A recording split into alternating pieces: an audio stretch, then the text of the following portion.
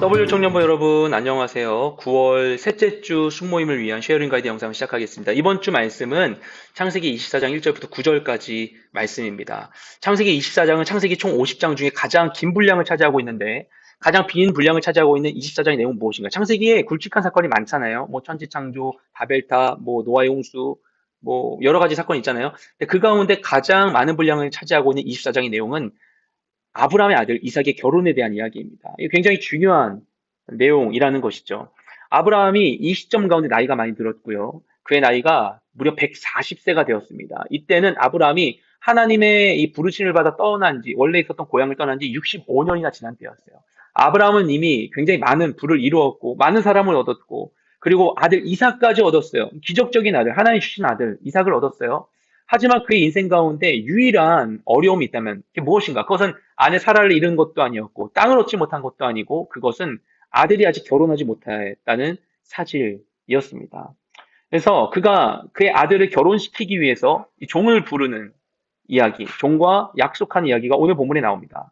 근데 이 종을 부르는데 가장 신이 많은 종 중에 가장 신이 많은 종을 불렀고 그에게 엄숙한 선언을 하게 해요. 그렇게 해서 그가 그에게 약속시키는 내용이 무엇인가? 그것은 바로 아들의 신부감을 이곳 가나안에서 얻지 말고 자기 고향에서 데려오라는 거예요. 무엇인가? 그의 인생에 너무나 중요한 삶의 기준이 있었기 때문인 것이죠. 그것은 어떤 재물, 사람의 외모, 가문 이것을 보는 게 아니고 하나님에 대한 믿음이 있는가?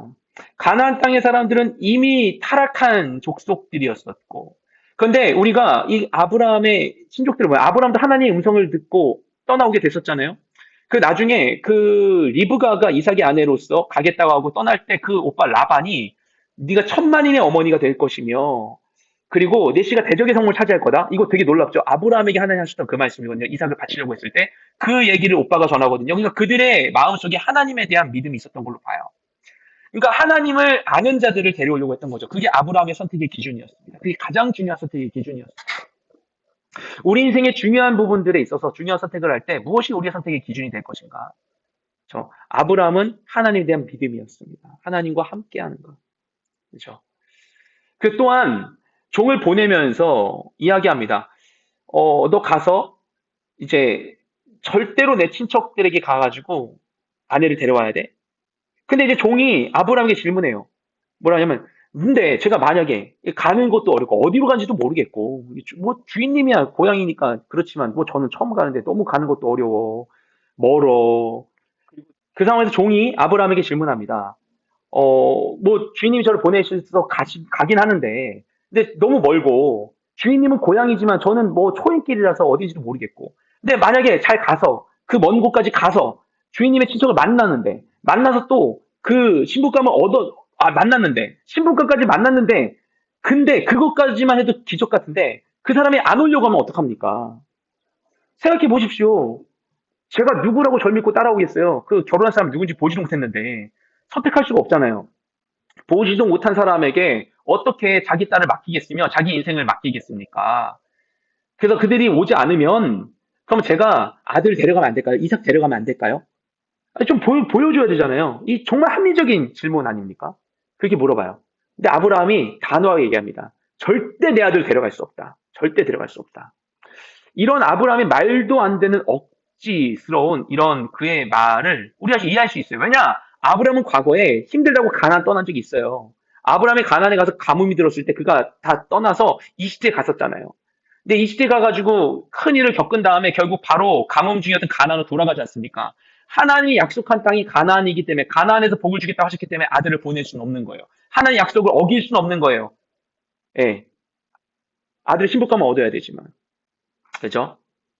그래서 절대 내 아들 데려가지 마라. 라고 이야기합니다. 네. 그러면서 얘기합니다. 뭐라고 얘기하냐면, 하늘 하나님 여호와께서, 7절 말씀하고, 여호와께서 나를 내 아버지의 집과 내 친척의 땅에서 데리고 나오시고, 나에게 맹세하셨다, 하나님이. 말씀하시기를 내가 이 땅을 내 자손에게 줄 것이라고 하셨다. 분명히 하나님이 이것을 내 아들에게 주실 것이다. 아브라함에게 믿음이 있었어요. 내 아들을 바치려고 했을 때에도 하나님 결국에는 다른 걸 예비해 주셨잖아요.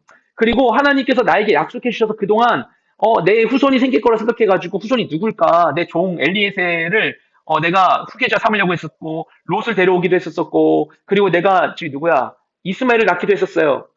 근데 결국 하나님이 이삭을 얻게 하셨잖아요. 기적적으로 아들을 얻게 하셨잖아요.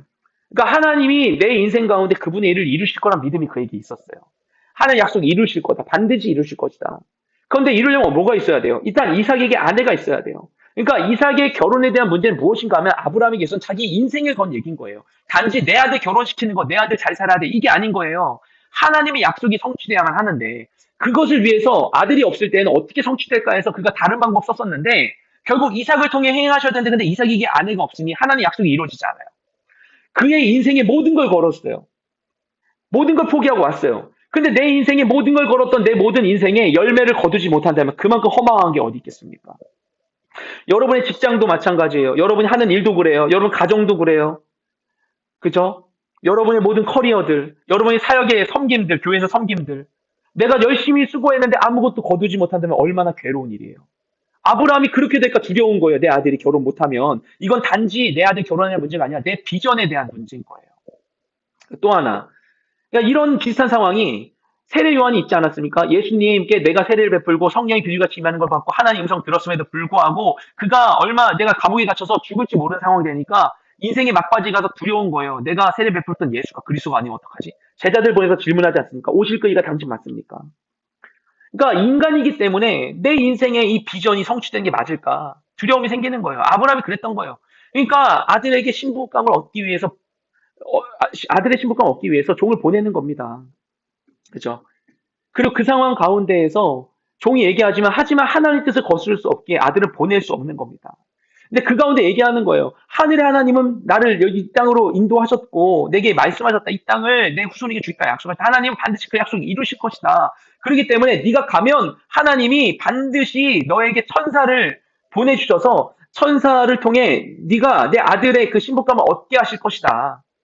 반드시 하실 것이다. 그가 믿는 거예요. 그거에 뭐가 포함되어 있습니까? 자기가 가서 보지 않아도 믿는 거예요. 그쵸? 백부장이 예수님께 저도 부리는 자들이 있어서 내가 가라면 가고 오라면 옵니다.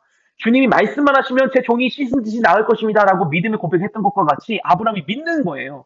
이 순간에 이제 아브라함은 온전히 하나님 믿는 거예요. 그러니까 종을 보내는 거예요.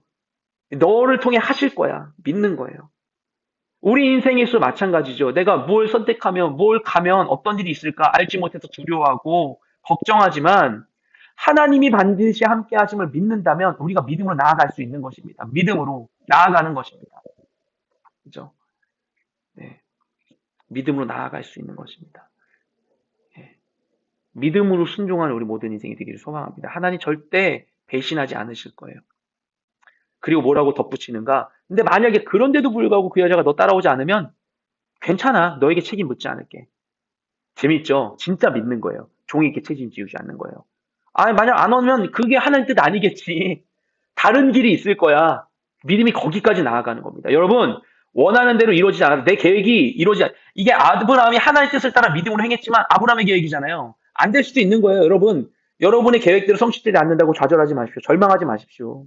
하나님이 하실 것을 믿는다면 그 앞에서도 우리가 다른 길을 찾을 수 있습니다. 사람에게 우리가 막 그 책임 지우지 않아요. 미워하지 않아요. 예, 나아가는 겁니다. 우리 인생에 어떤 일이 있을지 몰라요. 어떤 변화가 있을지 몰라요.